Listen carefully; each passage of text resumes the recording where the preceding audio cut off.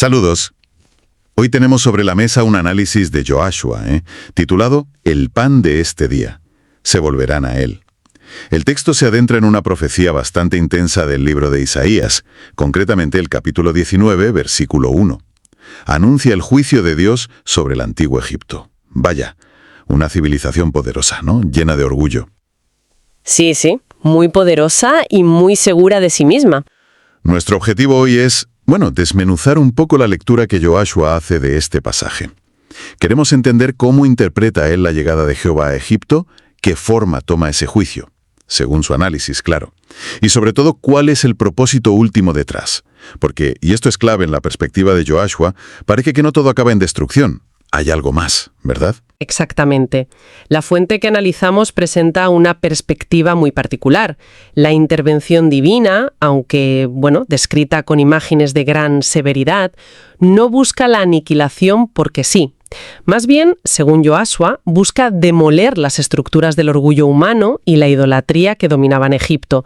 La meta final que se vislumbra en este análisis es abrir una puerta inesperada hacia la redención. Vamos a examinar cómo Joshua teje conexiones entre esta profecía milenaria, la figura de Jesucristo y, las lecciones que considera vigentes para cualquiera hoy. De acuerdo, pues vamos directos al texto. Isaías 9.1 dice: Profecía sobre Egipto. He aquí que Jehová monta sobre una ligera nube y entrará en Egipto. Joshua le da un significado muy concreto a esta imagen de la nube. ¿Cómo lo desarrolla? Sí, para Joshua, esta no es una simple imagen poética de rapidez o majestuosidad, ¿sabes? La interpreta como una manifestación teofánica directa, específicamente de Jesucristo actuando con plena autoridad divina. La ligera nube se convierte en un símbolo inequívoco de deidad y poder soberano. De hecho, Joshua establece un paralelo directo con pasajes del Nuevo Testamento, como Lucas 21-27, donde se describe la segunda venida de Cristo en una nube con poder y gran gloria. Por lo tanto, en esta lectura, la llegada de Jehová a Egipto no es una visita protocolaria, digamos, ni una observación distante. Es una confrontación directa y personal. Una confrontación. Eso implica un choque frontal. ¿Contra qué choca exactamente? Pues choca contra el corazón mismo del sistema egipcio, su idolatría. El versículo continúa diciendo: y los ídolos de Egipto temblarán delante de él, y desfallecerá el corazón de los egipcios dentro de ellos. Joshua subraya esto: es el creador, la verdad encarnada, según su visión cristiana, enfrentándose a las creaciones que han sido idolatradas, o sea, a la mentira institucionalizada. Ese temblor de los ídolos no es solo físico, es el reconocimiento de su impotencia ante la realidad divina. Y el desfallecimiento del corazón egipcio es la consecuencia directa de ver cómo aquello en lo que confiaban se demuestra, inútil. Es el pánico existencial, ¿no?, ante la presencia del auténtico que derrumba lo falso. Entiendo la fuerza de esa llegada. Es como si la sola presencia divina empezara a desmantelar la estructura desde sus cimientos idolátricos. Pero el juicio, según lo describe Joshua, no se queda ahí, ¿verdad? ¿Cómo se materializa esa confrontación más allá del impacto inicial? Correcto. El impacto inicial da paso a un proceso de desintegración interna. Y aquí Joshua resalta una frase clave del texto. Dios dice: levantaré egipcios contra egipcios. Ojo, no se trata primordialmente de un enemigo externo invadiendo, sino de una implosión. La interpretación es que Dios permite o incluso instiga una guerra civil devastadora. Y cada una peleará contra su hermano, cada uno contra su prójimo, ciudad contra ciudad y reino contra reino, o provincia contra provincia, vamos. Es la fragmentación social y política total. Eso es tremendo, un colapso autoinfligido en cierto modo. ¿Y qué consecuencias tiene esto a nivel espiritual o de liderazgo según el análisis? Pues lleva a un vacío total de espíritu y dirección. El texto dice que el espíritu de Egipto se desvanecerá en medio de él.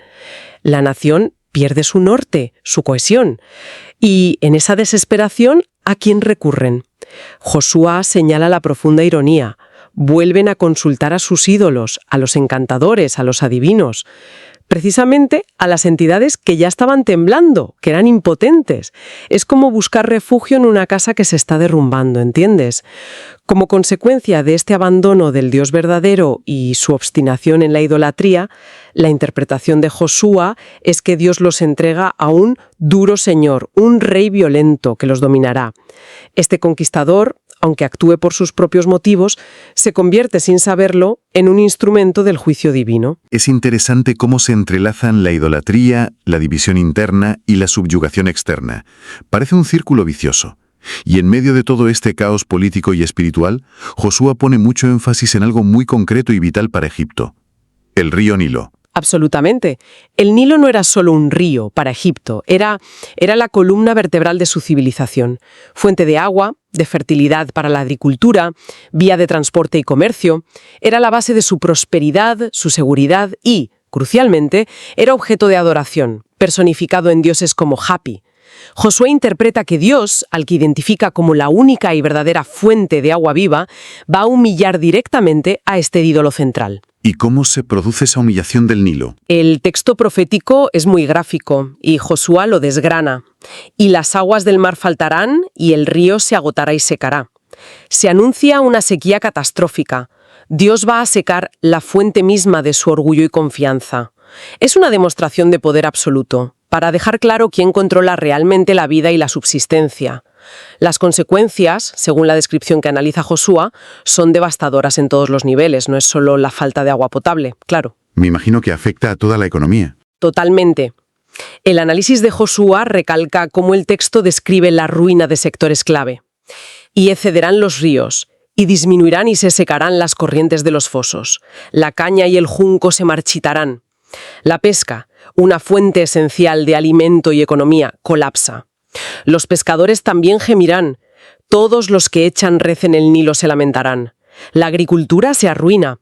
Las praderas junto al río se secarán, se perderán y no serán más. Incluso la famosa industria textil egipcia, basada en el lino fino que crecía gracias al Nilo, se destruye. Los que labran lino fino y los que tejen redes serán confundidos. Es un golpe directo y certero al corazón económico y al orgullo nacional. Demuestra la fragilidad de su sistema cuando la verdadera fuente, digamos, se retira. Un colapso en toda regla: militar, político, social, económico. Y Josué añade una dimensión más, si no recuerdo mal: el colapso intelectual. ¿Cómo encaja eso? Exacto. Egipto era famoso por su sabiduría, sus escribas, sus astrónomos, sus consejeros reales. Eran el referente intelectual del mundo antiguo, vamos. Pero Isaías 19, en la lectura de Josué, expone la vacuidad de esa sabiduría cuando se enfrenta al plan divino. El texto lanza preguntas retóricas cargadas de ironía que Josué destaca. ¿Dónde están ahora aquellos tus sabios? Que te digan ahora lo que Jehová de los ejércitos ha determinado sobre Egipto. Quedan totalmente desacreditados. Es como si su propia inteligencia le cegara. Precisamente. Josué enfatiza cómo el texto dice que necios son los príncipes de Zoán. El consejo de los prudentes consejeros de Faraón se ha desvanecido. Su supuesta sabiduría se convierte en necedad que lleva a la nación al desastre. La imagen que usa el profeta es brutalmente gráfica. Jehová mezcló espíritu de vértigo en medio de él, e hicieron errar a Egipto en toda su obra, como tambalea el borracho en su vómito. La nación entera pierde el rumbo, se tambalea sin dirección, guiada por líderes confundidos. Y lo más demoledor, según resalta Josué, es la impotencia total. Y no aprovechará Egipto cosa que haga la cabeza ni la cola, la rama ni el junco. Nadie, ni la élite, cabeza, rama, ni el pueblo llano, cola, junco, puede hacer nada para detener esta desintegración. El orgullo egipcio se hace añicos. Vaya tela. El panorama que dibuja Josué basándose en Isaías es ciertamente sombrío. Parece el fin absoluto. Pero al principio mencionaste que el análisis de Josué no se queda en la destrucción, que ve un propósito redentor. ¿Dónde encuentra esa luz en medio de tanta oscuridad? Aquí es donde la interpretación de Josué da un giro fundamental y para él esperanzador. A pesar de la contundencia del juicio, que Josué no minimiza, y lo considera justo por la idolatría egipcia y su trato histórico hacia Israel, insiste en que el objetivo final no es la aniquilación total. Dentro de ese juicio surge algo inesperado, un remanente. El texto profético anuncia: En aquel tiempo habrá 5 ciudades en la tierra de Egipto que hablen la lengua de Canaán y que juren por Jehová de los ejércitos. Espera, ¿la lengua de Canaán se refiere al hebreo? Exactamente. Josué interpreta la lengua de Canaán como el hebreo, el idioma del pueblo de Dios en ese momento, y por extensión la lengua de la alabanza al Dios verdadero. Que 5 ciudades egipcias adopten este idioma y juren lealtad a Jehová representa un cambio radical, una conversión profunda en medio del territorio enemigo. Y aún más sorprendente es lo que sigue. En aquel tiempo habrá altar para Jehová en medio de la tierra de Egipto y monumento a Jehová junto a su frontera. Un altar para Jehová, en medio de Egipto. Eso es realmente chocante, considerando todo lo que hemos hablado sobre la confrontación con los ídolos egipcios. ¿Qué significado profundo le atribuye Josué a este altar? Para Josué es la señal visible y poderosa de la transformación. Ese altar no es una concesión ni una mezcla sincrética. Es un testimonio de que el Dios verdadero ha conquistado espiritualmente el corazón de ese remanente en la tierra que antes le desafiaba. El monumento en la frontera sirve como un faro, una declaración pública de esta nueva lealtad. Y este altar y monumento tienen una función, y será por señal y por testimonio a Jehová de los ejércitos en la tierra de Egipto, porque clamarán a Jehová a causa de sus opresores, y él les enviará Salvador y Príncipe que los libre. Un Salvador y Príncipe. Aquí es donde Josué conecta todo con su visión central, ¿verdad? Precisamente. Josué ve en esta promesa de un Salvador y Príncipe, o defensor, una profecía mesiánica clara, que encuentra su cumplimiento último y perfecto en la persona y obra de Jesucristo. Es a través de esta intervención salvadora que Dios se dará a conocer plenamente a este remanente egipcio redimido. El texto dice: «Y Jehová será conocido de Egipto, y los de Egipto conocerán a Jehová en aquel día, y harán sacrificio y oblación, y harán votos a Jehová y los cumplirán». Es una restauración completa de la relación, con adoración y obediencia. Y todo esto se resume en una frase que Josué considera absolutamente central para entender el pasaje completo. «Y herirá Jehová a Egipto, herirá y sanará, y se convertirán a Jehová, y les será clemente y los sanará». Herirá y sanará. Esa paradoja parece ser la clave de bóveda de toda la interpretación de Josué. No es una contradicción, sino una descripción del método divino según él lo ve. Exacto. No se trata de una ira caprichosa o puramente destructiva. Se presenta como la disciplina necesaria de un padre. El herir es el juicio, la demolición del orgullo, la sequía del Nilo, el colapso. Todo aquello que es doloroso pero necesario para romper la resistencia y la autosuficiencia. Pero ese herir no es el fin, sino el medio para sanar. La sanación espiritual, la conversión, la restauración de la relación con el Creador. Es un proceso doloroso, sí, pero con un propósito profundamente redentor: que se conviertan a Jehová. Entendido el proceso. Juicio severo, pero con finalidad redentora, culminando en un remanente fiel. ¿Cómo cierra Josué su análisis? ¿Qué aplicación final extrae de todo esto? Pues Josué utiliza la historia de Egipto, tal como la ha interpretado a través de Isaías 19, como un espejo o un arquetipo del mundo o del individuo que vive de espaldas a Dios, confiado en su propia fuerza, sabiduría, y en sus ídolos modernos, ¿no? La caída de Egipto se convierte en una advertencia potente. Señala lo triste que es, desde su perspectiva, necesitar pasar por el látigo del dolor, por la aflicción severa, para finalmente abrir los ojos y reconocer la soberanía y la necesidad de Dios. Por eso, el análisis no se queda en la exégesis bíblica, sino que desemboca en un llamado muy directo y personal. Un llamado a la acción, entonces. Sí, un llamado urgente a volverse a Dios ahora, en el presente, sin necesidad de esperar a que las circunstancias adversas obliguen a ello. Específicamente, insta a aceptar lo que él presenta como el sacrificio de Cristo en la cruz, como la provisión divina para la reconciliación. La lección que plantea Josué es clara: o rendirse a Jesucristo voluntariamente hoy, por fe y amor, reconociéndolo como Padre y Salvador, o enfrentarse a Él inevitablemente más tarde, cuando se manifieste como juez soberano. Utiliza la afirmación bíblica de que tarde o temprano toda rodilla se doblará ante él, argumentando que es infinitamente mejor hacerlo ahora en adoración voluntaria que después en juicio forzoso. Y concluye su escrito con una invitación muy concreta al bautismo en el nombre de Jesucristo, que presenta como el paso necesario para la salvación personal dentro de su marco teológico. Queda claro el recorrido completo del análisis de Joshua.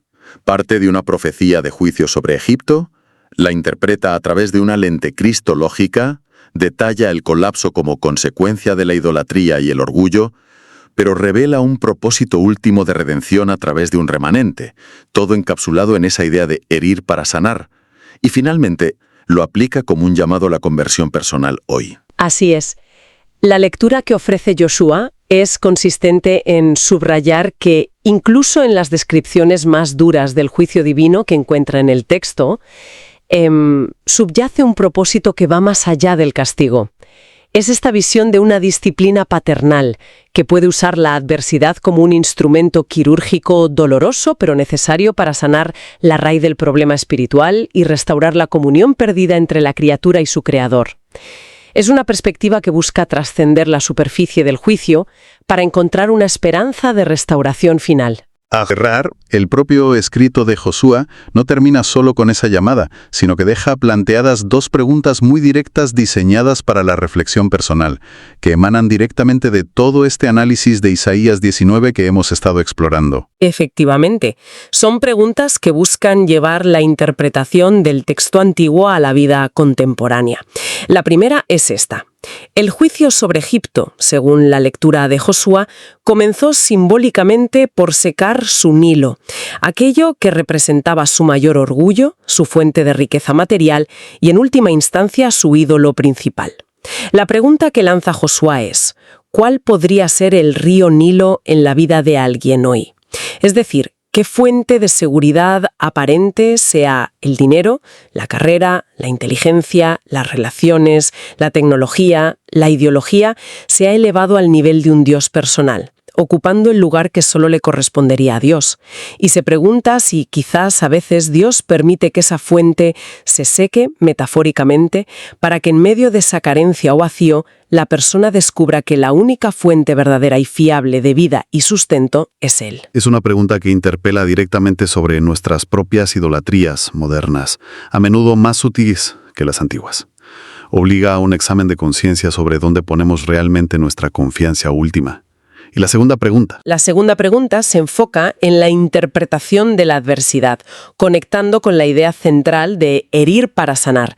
Dice así: la profecía de Isaías, tal como Joshua la interpreta, muestra que el juicio divino, por severo que fuera, no tenía como meta final aniquilar a Egipto, sino quebrantar su orgullo para que un remanente pudiera descubrir a Dios y construirle un altar. Entonces, la reflexión propuesta es: cuando una persona enfrenta el caos, la dificultad, la enfermedad, la pérdida, en su propia vida, ¿cómo lo interpreta por defecto? ¿Lo ve únicamente como un castigo sin sentido, como mala suerte, como algo puramente negativo y destructivo? ¿O es capaz de considerar, al menos como posibilidad, que podría haber una mano paternal detrás? Una mano que, como dice la frase clave, a veces hiere para sanar. Una mano que tal vez está permitiendo que el mundo de esa persona se sacuda, no para aplastarla, sino para invitarla a soltar sus falsas seguridades, a volverse hacia él y a entregarle el control, encontrando así una vida más auténtica y segura en él. Son preguntas potentes, sin duda. No ofrecen respuestas fáciles, sino que invitan a una introspección profunda sobre nuestras propias fuentes de seguridad y nuestra manera de procesar las dificultades, siempre dentro del marco interpretativo que Joshua ha desarrollado. Exacto. Son invitaciones a mirar más allá de la superficie de los acontecimientos, tanto personales como quizás colectivos, buscando un significado que esté en línea con esa perspectiva redentora que Joshua defiende haber encontrado en su lectura de Isaías 19. Una perspectiva donde incluso el juicio más duro puede esconder una oportunidad de sanación y acercamiento a Dios. Pues con estas reflexiones finales que nos propone el análisis de Joshua, concluimos nuestra inmersión de hoy en este texto. Hasta la próxima.